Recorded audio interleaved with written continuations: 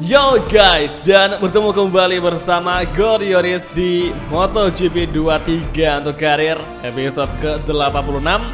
Dan sekarang karena kemarin di klasemen kita udah berhasil menggeser Pecco Bagnaia, makanya hari ini mulai sekarang ini kita fokus kepada Pecco Bagnaia untuk perebutan gelar juara dunia.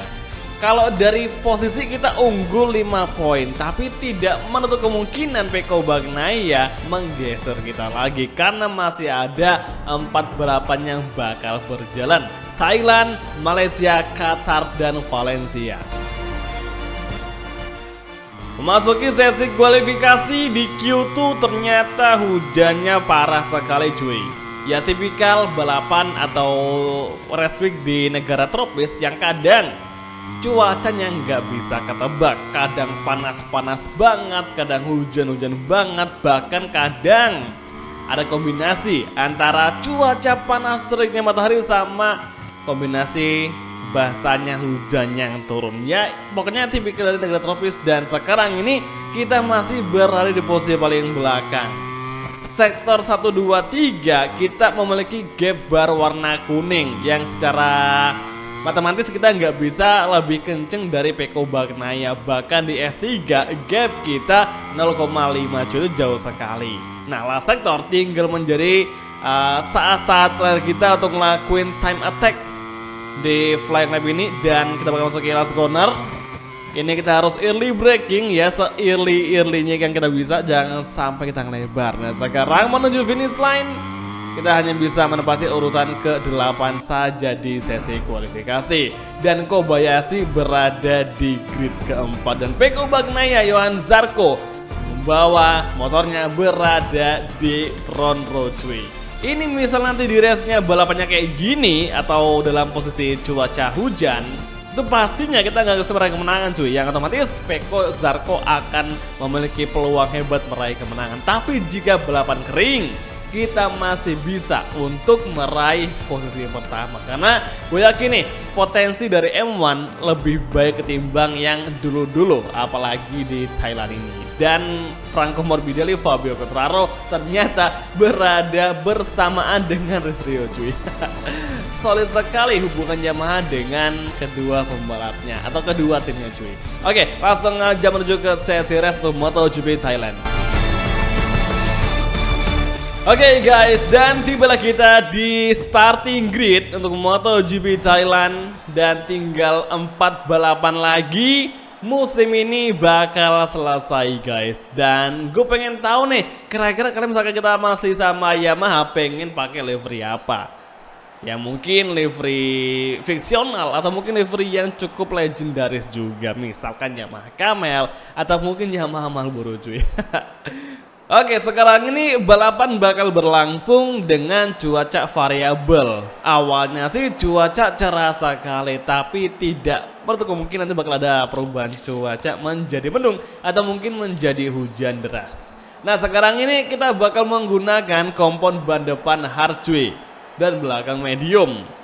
Awalnya gue pengen pakai double hard, cuman agak ragu jangan sampai tidak optimal. Makanya kita hari ini menggunakan kombinasi ban depan hard dan belakang medium.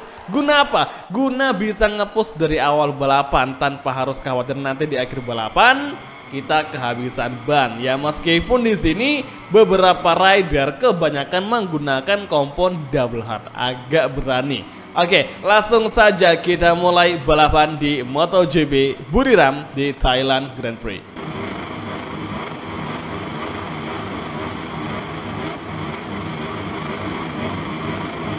Dan inilah dia sesi race kelas MotoGP Buriram Chang International Circuit Thailand Grand Prix. It's on the way. Oke, turn 1, Rizrio mencoba masuk dari outside dan langsung berhasil mendapatkan urutan keempat sama waktu, dan yellow flag berkibar di belakang. Dan kali ini Kobayashi serta Jack Miller kita overtaking di track lurusan. Namun di entry Gunnar Kobayashi datang kembali mengovertaking, tepatnya di entry tikungan ketiga. Sementara itu Jack di belakang juga tengah berusaha keras untuk bisa mengovertaking Rizrio di exit corner. Namun ternyata Rizrio jauh lebih unggul.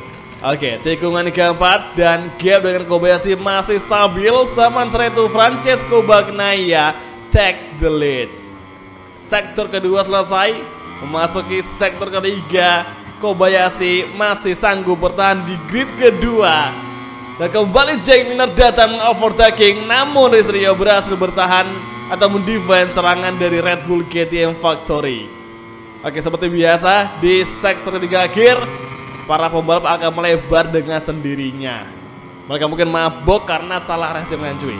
Oke, saat ini last sector menuju turn ke-11 backstride dan last corner kita hard braking from race.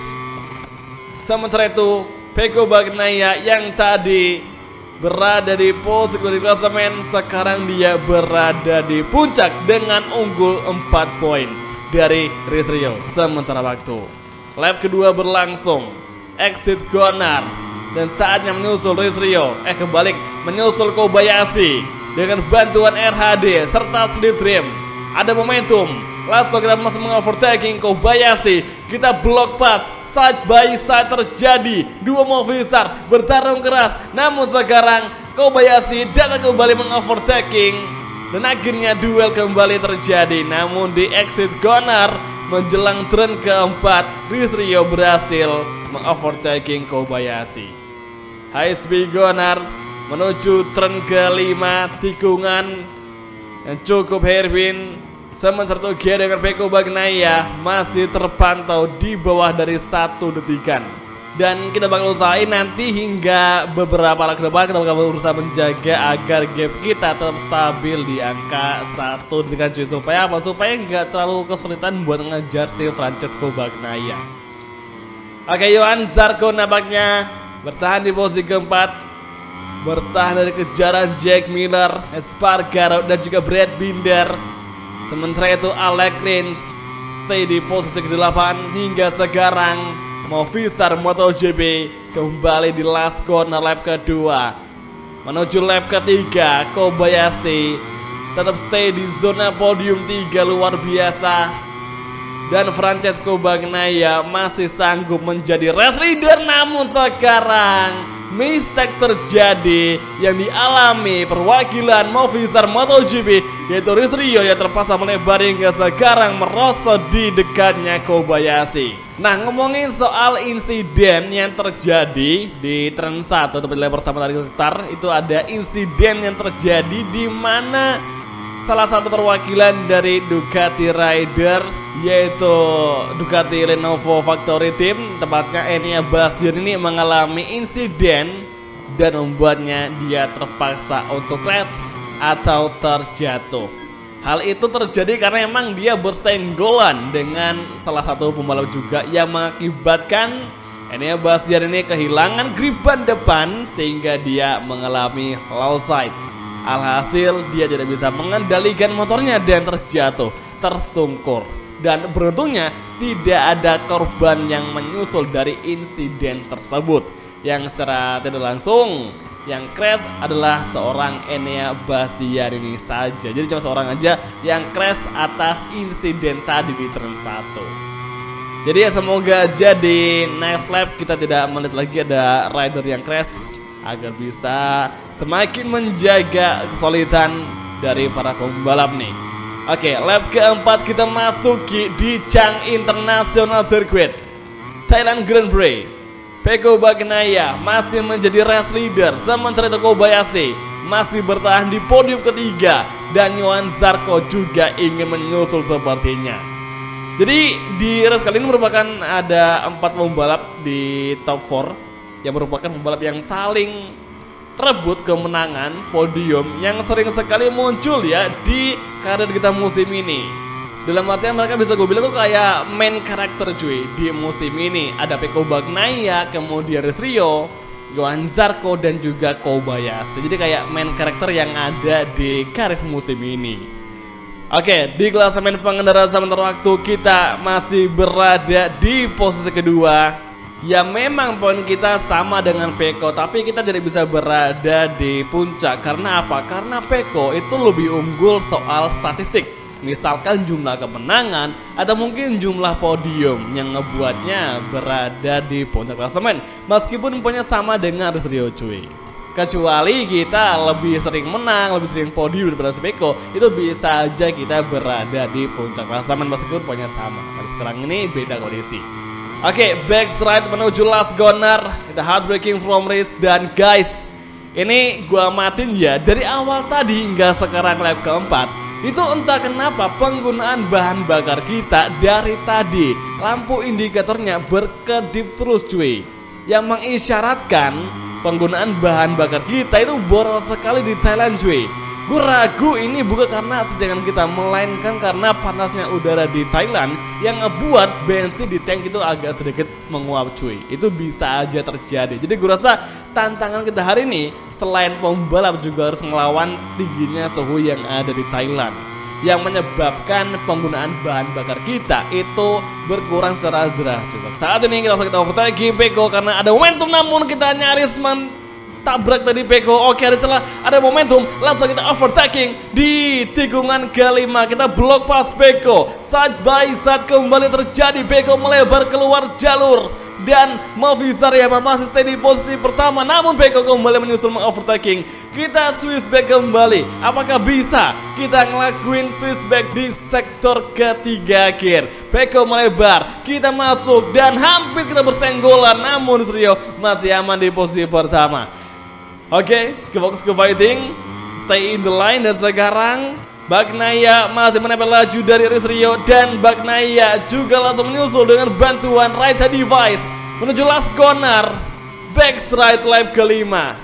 Hati-hati, fokus ke fighting. Dan saat ini kita berhasil menjadi pimpinan race di lap ke-6 awal, dimana Peko Bagnaia tergusur di posisi kedua.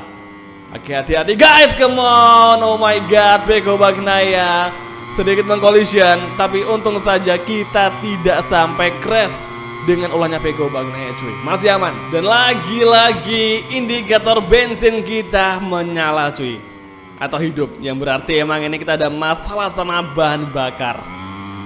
Tapi untung aja saat ini nih cuacanya udah mulai mendung, yang berarti bakal ada penurunan suhu yang itu bisa sangat bagus untuk kondisi suhu motor kita cuy. Ini gue rasa mirip-mirip sama kejadiannya Mavineres yang terjadi di MotoGP tahun kemarin, dimana hampir seluruh pembalap Aprilia itu mengalami overheat untuk motornya. Dan Maverick adalah salah seorang pembalap yang terpaksa mengakhiri balapan lebih awal karena tingginya suhu yang ada di Aprilia RSGP. Oke, saat ini Peko sudah berada di belakang dan gue rasa kita nggak boleh bermain-main. Kita fokus melawan Peko Bagnaia di sisa race GP Thailand di Chang International Circuit. Backstride, batik ke kanan, dan last corner akan segera kita masuki. Dan ini kita harus terpaksa menggunakan power 1 guys. Ini kita terpaksa menggunakan power 1 agar kita bisa selamat dari momok mengerikan, yaitu kehabisan bahan bakar di lap terakhir.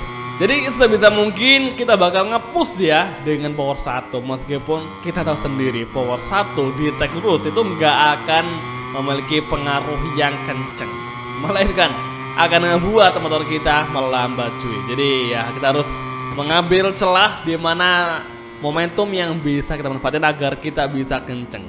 Dan dari yang gua matiin, karena kita kurang kenceng di lurusan, kita bakal mengambil di pengereman dan juga di exit corner. Jadi itulah hal yang bisa kita lakuin jika kita mengatasi hal seperti ini. Dan ya semoga aja dan terakhir tidak ada problem yang menimpa Rio. Lihat cuy, itu di bar bensin kita udah masuk di baris merah atau di baris yang sangat kritis sekali. Tinggal menunggu waktu, kita bakal kehabisan bahan bakar. Kalau di Mandalika kemarin kita malah kelebihan bahan bakar cuy. Udah pakai power 3 selama beberapa putaran, kita masih aja punya bensin yang cukup banyak di tangki. Tapi di sini kebalikannya cuy, BC kita benar-benar kayak sangat terkuras sekali. Oke, tinggal last sektor guys, come on Indonesian Rider. Sesaat lagi meraih kemenangan di Thailand Grand Prix. Last corner, kita heartbreaking from race. dansanya berselebrasi dengan cara wele. Dan ini dia, here we go. Waduh, malah crash dong. Yes, untung aja nggak sampai di overtaking sama Peko Bagnaia. Tipis sekali dengan G0,2. Peko nyaris mengovertake kita di saat-saat terakhir. Oke guys, finally kita meraih kemenangan dan juga Kobayashi yang berada di podium 3. Alhamdulillah. Sementara itu di 4 besar ke atas ada Johan Zarco, Miller, Espargaro, Franco Morbidelli, Rins, Brad Binder dengan KTM Factory melengkapi urutan ke-9 besar. Yamaha ini makin kesini makin bagus sekali. Tinggal Honda nih, Honda Repsol yang gak pernah lagi berada di depan. Oke, Fabio melengkapi top 10. Alex Marquez, Marini, Juan Mir, Martin Marquez, Augusto, Bezzecchi melengkapi 17 besar. Sementara itu Miguel meraih fastest lap. Gila cuy, Miguel Oliveira tembus 128 loh. Gokil. Dan ini yang keras tadi hanya bisa finish di posisi paling belakang di MotoGP Thailand. Oke, di klasemen kita makin memperlebar gap dengan Peko Bagnaia dengan menjadi minus 10 poin. Makin bagus, makin besar peluang kita meraih kemenangan di musim ini. Tapi jangan sesumbar dulu. Masih ada 3 balapan yang akan berlangsung, yaitu Malaysia, Qatar, dan juga last round yaitu pada Valencia GP. Jadi oke semua, langsung aja mengakhiri video kali ini. Terima kasih sudah nonton dan sampai ketemu lagi di video MotoGP Karir di next episode yang pasti bakal lebih seru lagi. Thank you, bye dan ciao guys, sampai jumpa. Era baru MotoGP akan segera dimulai. Yamaha akan semakin mendominasi.